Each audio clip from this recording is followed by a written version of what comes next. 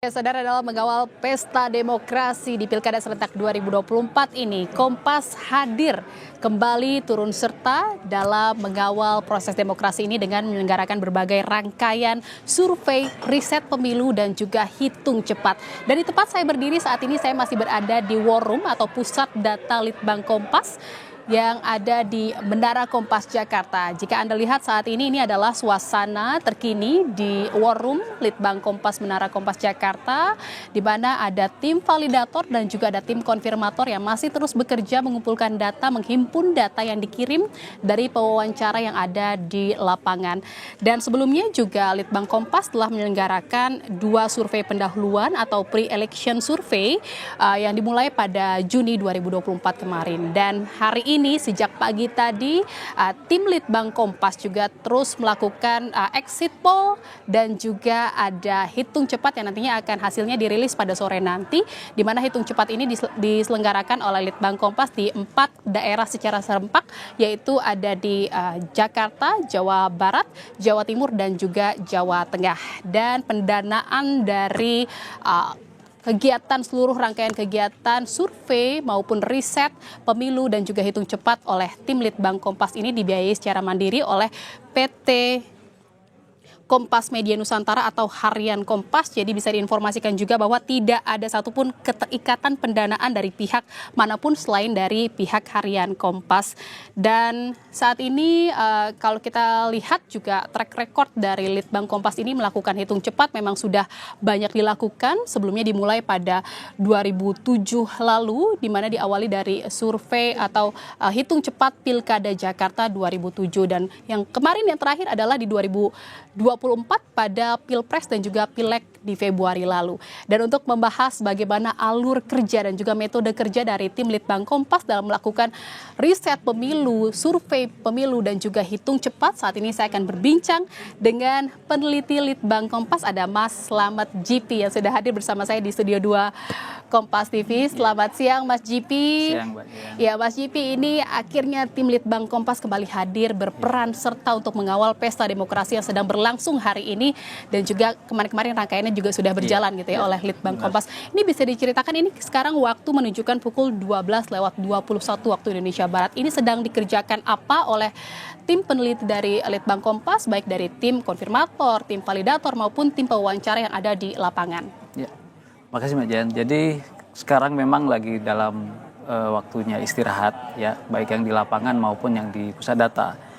Nah, yang pusat data nanti akan siap-siap pukul 1 untuk menerima data penghitungan suara yang akan dikirimkan oleh interviewer di lapangan. Sebelum jam 1, teman-teman interviewer di lapangan sudah harus berada di TPS-nya kembali setelah mereka beristirahat, karena di pagi hari mereka mewawancarai para responden sebelumnya. Seperti itu, Mbak. Oke, jadi memang jam 1 ini dipastikan sebuah tim yang berada di lapangan ini berada di TPS-nya masing-masing untuk memantau dan juga mengawal penghitungan suara di setiap TPS yang memang menjadi sampel dari Litbang Kompas melakukan hitung cepat dan juga exit poll gitu ya. Dan dalam hitung cepat kali ini ada 400 sampel yang disebar secara acak dan random gitu ya di 4 daerah, yaitu di Jakarta, Jawa Barat, Jawa Tengah, dan juga Jawa Timur. Boleh dijelaskan Mas GP, ini sebaran sampelnya di mana saja untuk setiap wilayahnya? Iya, jadi kita mengambil 4 provinsi dan masing-masing provinsi itu ada 400 sampel ya. Jadi baik di Jakarta, Jawa Barat maupun Jawa Tengah dan Jawa Timur. Ini sebaran untuk Jakarta. Kemudian ini kebetulan karena belum ada data yang masuk sehingga masih tidak berwarna sesuai dengan paslon yang unggul di titik-titik sampel. Nanti saat data mulai masuk, warna hitam ini akan berubah? Berubah, ya. Sesuai dengan paslon yang unggul di TPS tersebut. Oke, kalau kita bisa lihat ini ada Ridwan Kamil dan Suswono ini warnanya nanti akan berubah jadi warna biru. Iya, benar. Dharma Kun dan Kunwardana ini warnanya jadi warna coklat seperti itu ya, dan Pramono Anung dan Rano Karno warnanya berubah nanti jadi warna merah. Nah, ini sekarang masih hitam karena memang datanya belum masuk. Iya, ya, Mas benar. Tipi, ya. Iya. Nah, ini yang Jakarta 400 sampel, kemudian Jawa Barat juga demikian, ada sebaran 400 sampel. Ini dan Jawa Tengah juga seperti 400 sampel, dan terakhir di Jawa Timur juga 400 sampel. Jadi kalau kita perhatikan sampel-sampel ini semua kabupaten kota kebagian sampel, Mbak. Seperti itu. Dan ini kan secara acak dipilihnya, ini bagaimana proses pemilihannya? Kenapa akhirnya secara random ini dipilihlah ini 400 TPS-nya? Ya, dengan sistem kita acak sistematik. Jadi setiap kabupaten kota itu akan terpilih sampelnya sesuai dengan proporsi pemilih di masing-masing kabupaten kota. Seperti itu. Nah, masing-masing provinsi ini syaratnya adalah kita harus memiliki domain ataupun daftar pemilih untuk seluruh TPS yang ada di provinsi itu. Baru kemudian itu kita sampling secara sistematik. Kita lihat ini masih warna hitam untuk daerah Jawa Barat. Nah, ini juga nanti akan ini untuk Jawa Timur. Baik, ini kita lihat ini warnanya nanti akan berubah untuk paslon nomor urut 1 Lulu dan juga Lukmanul Hakim ini nanti berubah warna menjadi warna hijau. Kofifah dan juga Emil Dardak ini antara warna biru, dan Tri Risma hari ini dan Gus Hans gitu ya nanti akan berubah menjadi warna merah. Iya benar. Kita lihat lagi nih tadi untuk Jawa Timur, sekarang Jawa Tengah sebaran sampelnya masih 400 ya, semuanya 400 sama ya. Iya benar. Nah ini 2 paslon ya untuk Jawa Tengah. Ini kita lihat di Semarang ini lebih banyak ya. Iya. Itu ini tadi karena memang proporsi pemilihnya memang lebih banyak di kota, sehingga sampel untuk wilayah kota terutama ibu kota itu relatif lebih banyak dibandingkan yang di kabupaten. Yang agak kita lihat padat gitu ya, sampelnya ada di daerah kota Semarang. Ini juga ada di Pekalongan ya. Pekalongan ya, Tegal, Purwokerto, dan ini ada Surakarta. Surakarta ya benar. Nanti juga akan merubah warnanya merah dan biru kalau data sudah masuk. Nanti data masuk mulai di jam saat proses penghitungan suara berlangsung di TPS. TPS itu ditutup pukul 1, kemudian biasanya panitia TPS pasti beristirahat dulu, selang 10 atau 15 menit baru biasanya akan melakukan penghitungan suara.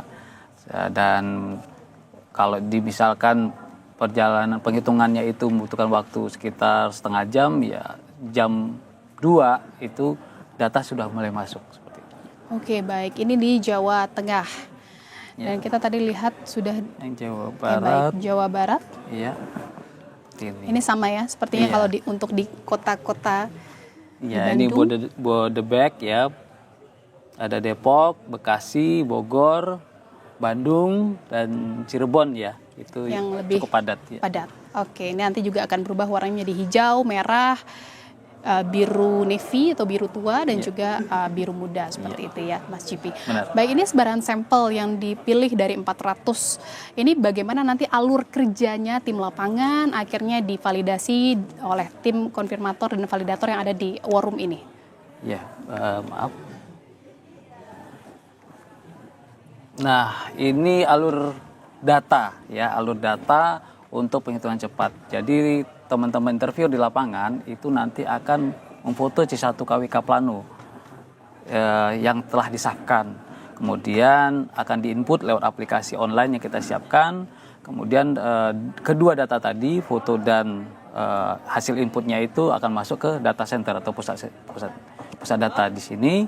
Kemudian ada teman-teman konfirmator mulai memeriksa apakah hasil input sesuai dengan C1 KWK Plano yang dikirimkan. Nah, kalau berjalan lancar, maka akan diteruskan ke validator. Dan validator akan mengecek logikanya. Setelah itu baru akan muncul di dashboard hasil penghitungannya. Dan nanti akan muncul di masing-masing provinsi seperti ini. Ini datanya ya, kita akan lihat nanti masuk di sore nanti gitu ya, saat proses penghitungan suaranya sudah berjalan dan sudah divalidasi. Baik, ini simpangan hasilnya kira-kira singkat saja, ini kira-kira nanti bagaimana nih Mas dari Hitung Cepat Litbang Kompas? Kita memilih 400 TPS itu untuk mempertimbangkan agar margin of error kita itu di bawah 1%. Dan angka 400 ini juga pernah kita lakukan di pilkada sebelumnya. Dan alhamdulillah memang sejauh ini hasil kita tetap di bawah 1%.